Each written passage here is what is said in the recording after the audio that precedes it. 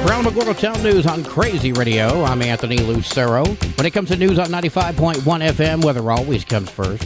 Across New England, heavy rain subsides, though water levels remain elevated. Excessive rainfall is possible for portions of the southern plains and lower Mississippi Valley. Damaging winds and hail from severe thunderstorms are possible across the northern plains. Excessive heat begins to build more in Texas, Florida, and the Southwest, with record highs projected for later this week. Closer to home, hot conditions with afternoon temperatures 103 to 107. Heat advisory is going to remain in effect through Saturday morning. Scattered showers and thunderstorms are expected through the week. These storms are not expected to be severe, but gusty outflow winds up to 50 miles per hour are possible. Storm coverage becoming more isolated and mountain-focused over the weekend. We'll have another look at the weather following this news. Well, last night, the City of Alamogordo City Commission regular meeting took place. Josh Sides, the code enforcement manager, spoke on 1703 Dewey Lane to be so ruined, damaged, and dilapidated that it's become a menace to the public comfort, health, peace, and or safety, and ordering its abatement. Incidentally, the home caught fire 3 years ago. This residence has actually there's been a few cases on this for code enforcement. This residence is located on Dewey, just east of Hubbard Lane. There's an overall picture of the front. So laws and codes on this, as far as dedicating something as dilapidated, there are three different laws and or codes, state statute, city ordinance, and international property maintenance code, that dictate certain timelines, especially IPMC, International Property Maintenance Code, dictates if it's boarded up, you have 1 year to get it removed, or if it is not, 2 years to get it removed. Though the home remains inhabited, it really needs to be declared unsafe for habitation. It's powered right now by generators, solar panels, and batteries. Sides mailed a letter to the property owner. It was returned to sender. That being said, the property owner did appear last night at the meeting. But right now it's under construction, but we just want a little bit more time so we could invite the code inspector over so he could take a look at it anytime he likes. The property owner has 2 weeks to produce a plan to renovate. After 3 years, I am not really feeling so froggy about this one. Josh Sides also wished to declare 1109 Michigan Avenue to be so ruined, damaged, and dilapidated that it too is a menace to the public comfort, health, peace, or safety, and ordering its abatement as well. That home is located near First Baptist Church and currently boarded up. If it's boarded up, the property owner has a year to repair or demolish. If it is not boarded up, they have 2 years to repair or demolish. Motion passed 6-0. Next on the agenda, consider an act upon ordinance 1680 for the first publication to approve a local economic development project for secured assistance proposed by Learn New Mexico, and Michelle Perry is the owner. She made her proposal, but in a nutshell, here it is. We have an innovation space in which people come from other places to gather and use this space for conferences, for meetings. They come to use our internet and our Wi-Fi and get a cup of coffee. They come to Hot Desk, and they come to the semi-private office that they've rented, and they come to network. And then most importantly and dear to me is that I'm utilizing this space to teach, to educate. We're providing this space as an educational venue, and that could mean a whole lot of things. The last time I was here, I was speaking about workforce demands and skills and how necessary it is we address the skill shortage that we potentially have in this community. And I want to be a part of that solution. I want to be a part of educating our community to become a better community. Motion passed 6-0. You can check out the meeting in its entirety by visiting the City of Alamogordo YouTube channel. Mescalero Apache Tribe officials say an Office of Justice Services law enforcement officer shot and killed a tribal member this past Sunday. The office is a Mescalero agency. The tribal council was briefed on the shooting. Officials say this is the community's first ever officer-involved shooting. The council is asking everyone to avoid speculation on what happened. The FBI is currently leading the investigation into this shooting. The tribe says they are working to support the family of the victim and the law enforcement officers involved.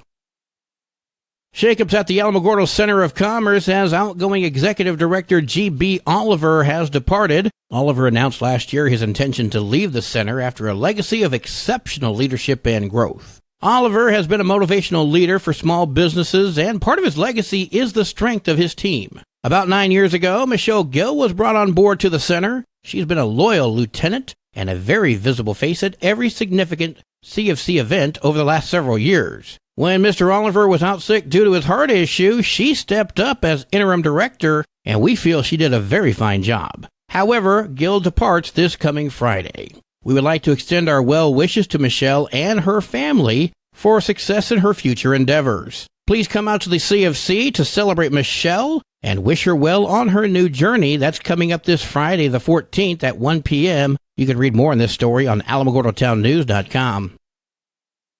Well, today is Wednesday. Let's check in with Susan from Love Inc. Hey, good morning, everybody. This is Susan with your weekly update from Love Inc. of Otero County. I'm going to start off with a reminder about our fundraiser coming up September 9th. Tickets are on sale. I did need to get some over to the Center of Commerce. They are over there now, so if you'd rather pick them up there, you can do that as well. We are looking for sponsors for that event. I do want to give a shout-out to Casa Auto Group for being a silver sponsor for us, and we appreciate that, and also Uptown Rentals for their in-kind donation. We appreciate you guys so much, and thank you for supporting our work, reaching out to those less fortunate right here in Otero County. Love Inc. does, of course, remain busy. I actually had one of my volunteers come in the other day, and she said, the phones haven't stopped ringing, and it's true. So this summer has been a little bit busy for us. The phones have not stopped ringing, but it's okay. We're doing the very best that we can. So if you are trying to call us, make sure you leave us a message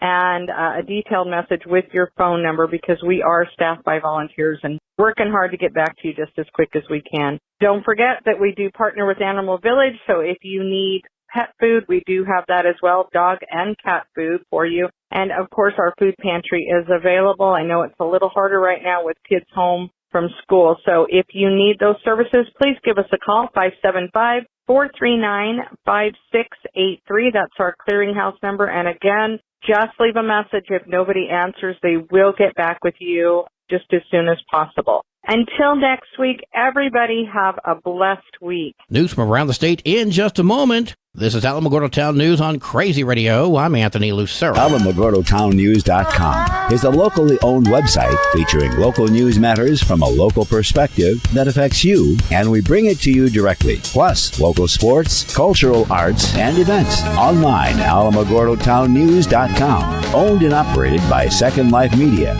We are Otero County.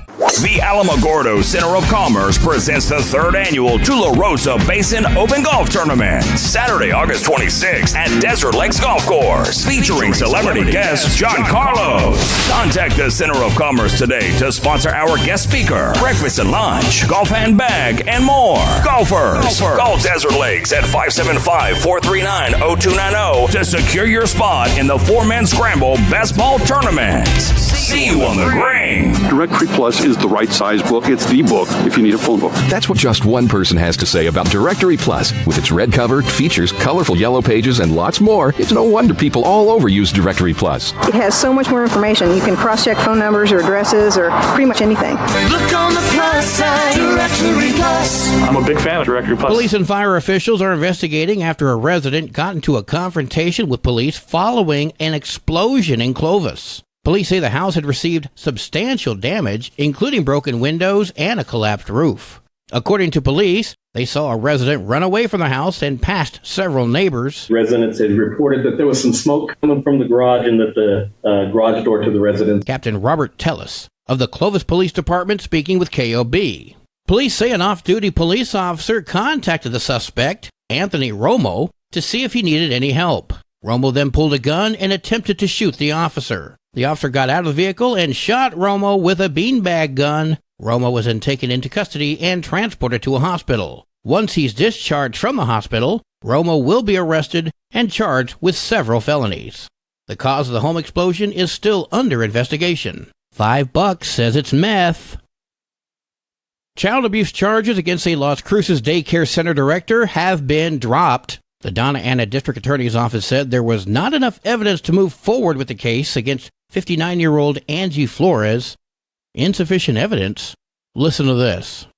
Flores, the director of Discovery Child Development Center, was covertly filmed by one of her employees repeatedly slapping, dropping, and dragging a 3-year-old child with autism. I know you can't see it, but the video clearly shows Flores picking the child up by his hoodie off the ground at one point and then dragging the child. Alexis Arzabal spoke with KFOX. Literally, she would be like, I'm going to take you to the bathroom. Let's go to the restroom. He'd be like, no, no, no. And she'll take him to to her office, and she'll slam the door, and he would just scream in there saying, no, no. How much more evidence does someone need? Employees have stated that Flores often referred to that child in derogatory terms. The investigation into the employee's claims began in February, and Flores was taken into custody on June 5th, but her charges were dropped last week. The Las Cruces Sun-News reported that District Attorney Gerald Byers of pursuing the case because of public pressure. I think that video probably had a lot to do with it too. Byers has denied that claim. An Albuquerque mother and son are facing federal gun charges after investigators connected to more than a dozen guns they brought to crime scenes across the metro. The feds have been investigating Rachel and Joe Hasso since December. Authorities believe the two were buying guns for other criminals and then selling devices to enable automatic firing. It's a problem that federal prosecutors have been trying to crack down on. In a particularly violent city where it seems like we have shootings on a daily basis, stopping the flow of firearms to those who mean others ill is incredibly important. New Mexico District U.S. Attorney Alexander Ubalis speaking with KRQE. Federal court documents indicating the shortest time was just 22 days between when Rachel Hasso purchased a firearm and the gun was recovered from someone else by law enforcement.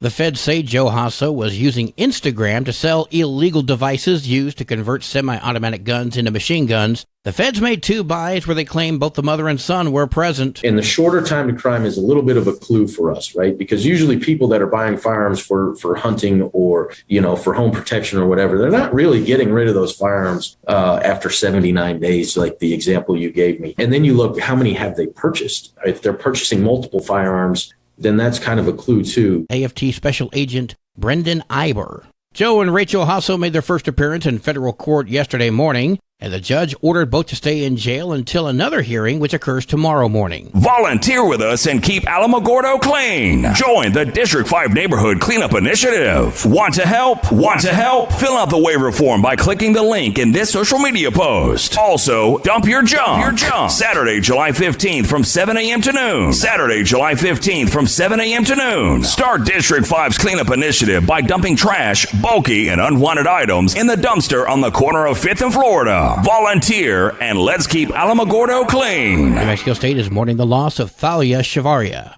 a junior soccer player from Bakersfield, California. She passed away suddenly Monday morning. I think everyone's processing in their own way and trying to figure out the age-old question, why. Rob Bart, the NMSU ladies soccer coach, speaking with KVIA. Thalia turned 20 on July 2nd and was entering her third season with the Aggie program. She was an integral part of the 2022 WAC championship winning team. An official cause of death has not yet been announced as of news deadline, but an autopsy is expected to be completed soon.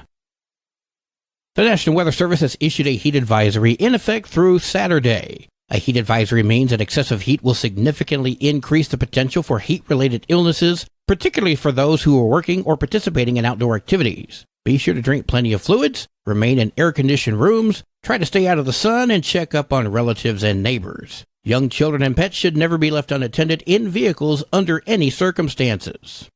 Your Crazy Radio spot on weather forecast for the Tularosa Basin today calls for mostly sunny skies and a 40% chance of showers and storms. Partly cloudy tonight with a 40% chance of showers and storms. Mostly sunny tomorrow with a 40% chance of showers and storms. Your high today in the basin, 100. Low tonight of 74. High tomorrow, 100 degrees. In Cloudcroft, increasing cloudiness today with a 50% chance of showers and storms. New rainfall amounts between 1/10 to 1/4 of an inch expected. Partly cloudy skies tonight with a 40% chance of showers and storms. Mostly sunny tomorrow with a 50% chance of showers and storms. Winds gusting as high as 18 miles per hour. Your high today in Cloudcroft, 79. Low tonight of 56. High tomorrow, 78 degrees. Local breaking news can be found on our website, alamogordotownnews.com, and learn more about Crazy Radio by visiting kalhradio.org. We've also launched the Crazy KALH Radio YouTube channel, which features our daily newscasts, complete interviews, and other information which concerns everyone in the Tularosa Basin. That concludes today's edition of Alamogordo Town News on Crazy Radio. I'm Anthony Lucero.